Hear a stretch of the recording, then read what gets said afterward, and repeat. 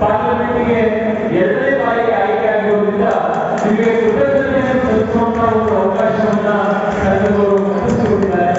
ವಿಶೇಷವಾಗಿ ಇರುವಂತಹ ಎಲ್ಲ ಹಿರಿಯರಿಗೆ, ಎಲ್ಲ ತಾಯಿಯರಿಗೆ ಪ್ರತಿಯೊಬ್ಬರೂ ಕೂಡ ನಮಸ್ಕಾರಗಳನ್ನು ಸಲ್ಲಿಸಿ ನಿಮ್ಮೆಲ್ಲರ ಆಶೀರ್ವಾದದಿಂದ ಮೊದಲ ಬಾರಿಗೆ ಸಂಸತ್ತಿಗೆ ಆಯ್ಕೆಯಾದ ನಂತರದಲ್ಲಿ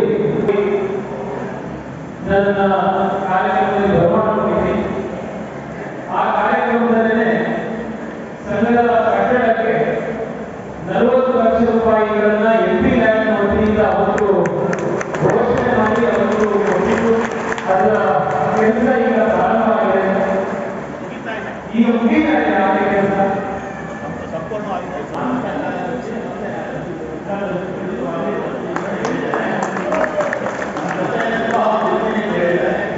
ಮತ್ತೊಮ್ಮೆ ಮಾಡುವ ಕೆಲಸ ನನ್ನ ಬೆಳೆದ ಕಚೇರಿಯಲ್ಲಿ ಆಗಿದೆ. ಗೋವಿಂದರಾಜನಗರದ ಹಿರಿಯರು ಕೇಳಲು 49,50,000 ನಾವು ಗೋವಿಂದರಾಜನಗರದಲ್ಲಿ ಕೊಟ್ಟಿದ್ದೀವಿ. ಅಲ್ಲಿ ನಮ್ಮ ವಿಪಕ್ಷ ಅದನ್ನು ಕೂಡ ನಮ್ಮ ಕಚೇರಿಯಿಂದ ವತಿಯಿಂದ ಆ ಸಹಾಯಗಳ MP ಲ್ಯಾಂಡ್ ನಮ್ಮ ರಾಜ್ಯದ ಕಟ್ಟಡ ನಿರ್ಮಾಣಕ್ಕೆ ಬಿಲ್ಡಿಂಗ್ ನಿರ್ಮಾಣ ಹೊಯ್ಸಳ ಕರ್ನಾಟಕ ಸಮುದಾಯ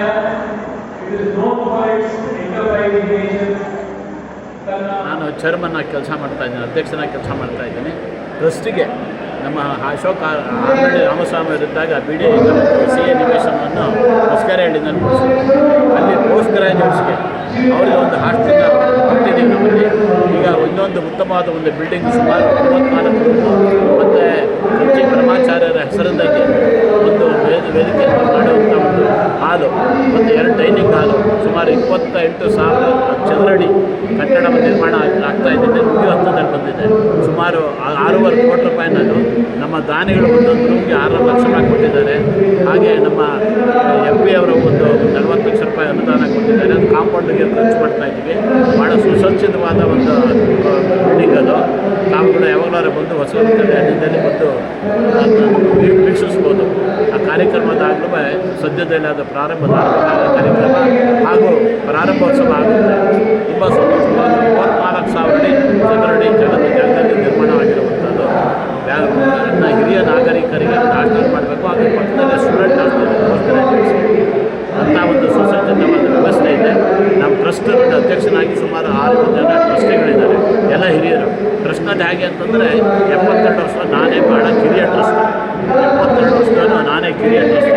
ಇನ್ನೆಲ್ಲರೂ ಹಿರಿಯರು ಅವರ ಮಾರ್ಗದರ್ಶನದಲ್ಲಿ ಕೆಲಸ ಆಗ್ತಾಯಿದೆ. ನಮ್ಮ ಹೊಯ್ಸಳ ಕರ್ನಾಟಕ ಸಂಘ ಹಾಗೂ ಹೊಯ್ಸಳ ಟ್ರಸ್ಟ್ ಹೊಯ್ಸಳ ಸಮಾಜಕ್ಕೆ ಈ ಒಂದು ಕೆಲಸ ಮಾಡ್ತಾಯಿದೆ.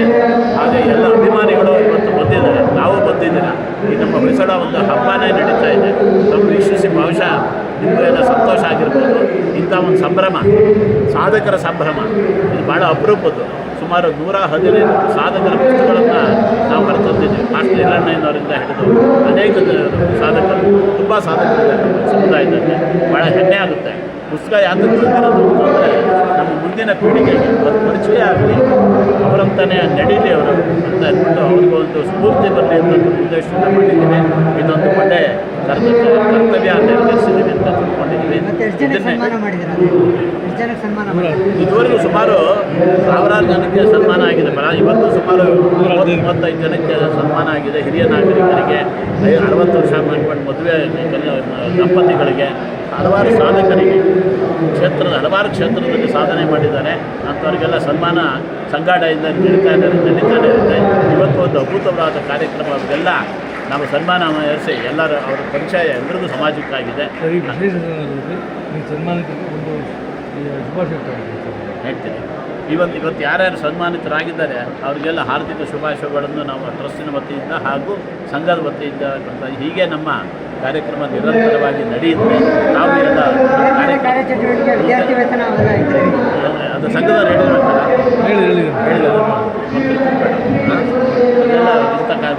ಉಚಿತ ಭೋಜನ ವ್ಯವಸ್ಥೆ ಹಾಗೂ ವಿದ್ಯಾರ್ಥಿ ವೇತನ, ಸ್ಕಾಲರ್ಶಿಪ್ ಕೊಡುವಂಥದ್ದು ಅಂಥದ್ದೆಲ್ಲ ನಡೀತಾ ಇರುತ್ತೆ. ಹಾಗೂ ವಿವಾಹಕ್ಕೋಸ್ಕರ ಸಹಾಯ ಮಾಡುವಂಥ ಕಾರ್ಯಕ್ರಮ ಸಂಘದಿಂದ ಟ್ರಸ್ಟಿಂದ ನಿರಂತರವಾಗಿ ನಡೀತಾ ಇದೆ.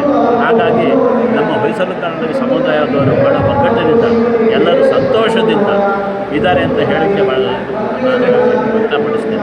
ಕೋಟಿ